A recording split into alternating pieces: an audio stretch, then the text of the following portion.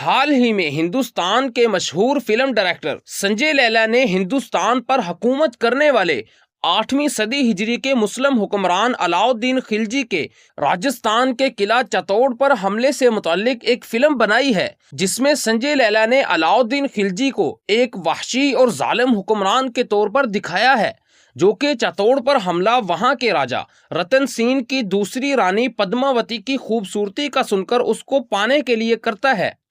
پہلی بات تو یہ یاد رہے کہ علاؤالدین خلجی کا چتور پر حملہ صرف اور صرف میواڑ کو دہلی سلطنت کا باج گزار بنانے کے لیے تھا۔ اس کے پیچھے کسی رانی کو پانے کا کوئی خواب یا مقصد کسی مورخ نے کبھی بیان نہیں کیا۔ جناب امیر خسرو، جو کہ علاؤالدین خلجی کے ساتھ اس لشکر میں شامل تھے اور جنہوں نے چتور پر حملے کی پوری داستان کو اپنی تصنیف خزائن الفتوح میں بیان کیا ہے، وہ چتور پر حملے کی ایسی کوئی وجہ نہیں لکھتے۔ تاریخ فیروز شاہی کے مصنف جناب ضیاء الدین برنی، جو کہ چتور کے محاصرے کے وقت جوان تھے، اپنی تاریخ میں علاؤالدین خلجی کے اس حملے کی وجہ یہ بیان کرتے ہیں کہ علاؤالدین خلجی کے کوتوال علاء الملک نے خلجی کو چتور پر حملہ کرنے کا مشورہ دیا تھا، کیونکہ میواڑ کی ریاست نے علاؤالدین خلجی کے خلاف بغاوت کرنے والوں کو پناہ دے رکھی تھی۔ یاد رہے کہ مورخ ضیاء الدین برنی اور عبد المالک اسامی دونوں خلجی خاندان کے دشمن خاندانوں کے دل دادا تھے،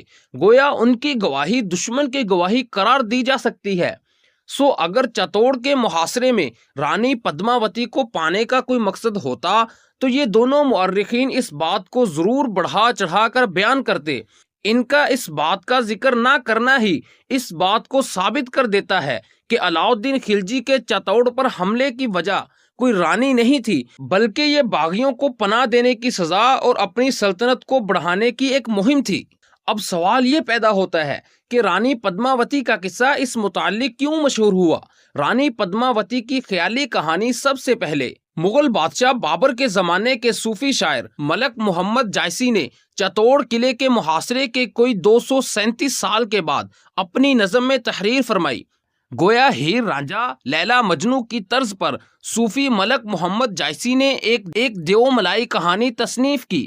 جس میں بیان کیا کہ علاؤالدین خلجی کو رانی پدماوتی کے حسن کی تعریف راجا رتن سین کا مہا پنڈت رگھو چتن بتاتا ہے، جس کو راجا رتن سین اس جرم میں ملک بدر کر دیتا ہے کہ وہ رانی پدماوتی اور راجا رتن سین کو خلوت میں دیکھنے کی کوشش کرتا ہے۔ راجا رتن سین سے انتقام لینے کی غرض سے مہا پنڈت علاؤالدین خلجی کو رانی پدماوتی کے حسن کی تفصیلات بتا کر میواڑ پر چڑھائی کرنے کا مشورہ دیتا ہے۔ رانی کے حسن کی تفصیل سے متاثر ہو کر علاؤالدین خلجی دہلی سے میواڑ چڑھائی کرنے پہنچ جاتا ہے، لیکن راجا رتن سین کی موت اور قلعہ فتح کرنے کے باوجود وہ رانی پدماوتی کو حاصل نہیں کر پاتا، کیونکہ قلعہ فتح ہونے سے قبل ہی راجا رتن سین کی موت کا سن کر رانی پدماوتی اپنے محل کی سینکڑوں داسیوں کو لے کر آگ میں کود جاتی ہے تاکہ علاؤالدین خلجی اور اس کے سپاہیوں کے ناپاک وجود سے خود کو بچا سکے۔ آگ میں کودنے کی اس رسم کو جوہر کہا جاتا ہے، اور اس رسم کو ادا کرنے کی وجہ سے رانی پدماوتی کو ہندوؤں کی لوک کہانیوں میں دیوی مانا جاتا ہے۔ صوفی شاعر ملک محمد جائسی نے بغیر کسی سند اور پچھلے مورخ کا ذکر کیے اس کہانی کو نظم میں پیش کیا، اور وہاں سے ہندو مورخین نے اس کہانی کو اخذ کر کے اس میں مزید مرچ مسالہ لگا کر مسلمان بادشاہ علاؤالدین خلجی کو خوب بدنام کیا، جبکہ پدماوتی کی اس کہانی میں کوئی صداقت نہیں، اور نہ ہی علاؤالدین خلجی نے چتور پر حملہ کسی رانی کے لیے کیا تھا۔ اور جہاں تک بات رہی کہ علاؤالدین خلجی ایک وحشی اور ظالم حکمران تھے جس کی رعایا اس کے ظلم و جبر کا شکار تھی، تو یہ بات بھی صراحتاً غلط ہے۔ البتہ یہ حقیقت ہے کہ خلجی خاندان کا پہلا بادشاہ اور علاؤالدین خلجی کا سگا چاچا جلال الدین خلجی بہت نرم دل تھا، یہاں تک کہ وہ باغیوں کو پکڑے جانے پر بھی معاف کر دیتا تھا، جس کی وجہ سے امور ملکی میں خلل پڑنا شروع ہو گیا تھا۔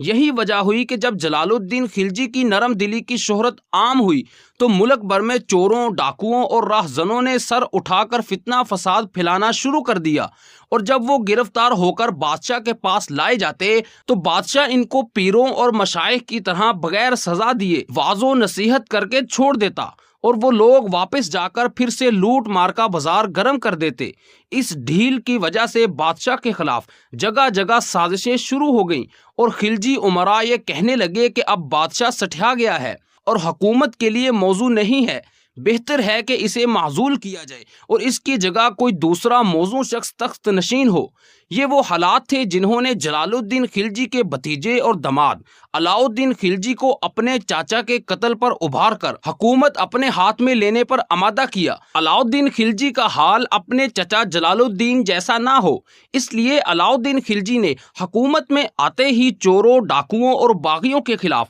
سخت کارروائیاں شروع کی، کیونکہ وہ دیکھ چکا تھا کہ حکومتی معاملات میں نرم دلی دکھانے کا کیا نقصان ہوتا ہے۔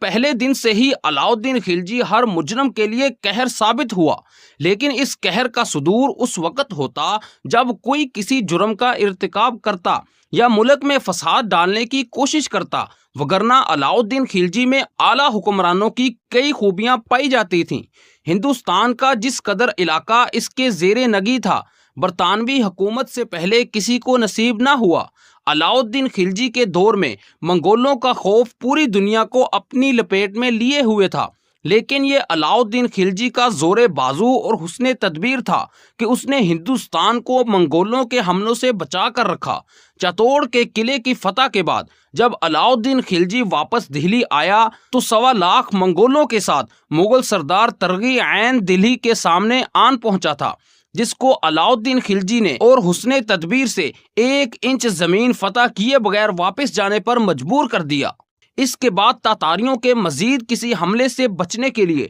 علاؤ الدین خلجی نے شمال مغربی سرحد پر مضبوط قلعے بنوائے اور ان کا انتظام غازی ملک کے سپرد کیا، جو کہ بعد میں سلطان غیاث الدین کے نام سے تخت نشین ہوا۔ غازی ملک نے منگولوں اور تاتاریوں کو پے در پے شکست دی اور ان کا ہندوستان فتح کرنے کا خواب چکنا چور کر دیا۔ گویا اگر علاؤ الدین خلجی ہمت دکھا کر حسن تدبیر سے کام نہ لیتا تو منگول ہندوستان کا بھی وہی حال کرتے جو انہوں نے بغداد کا کیا تھا۔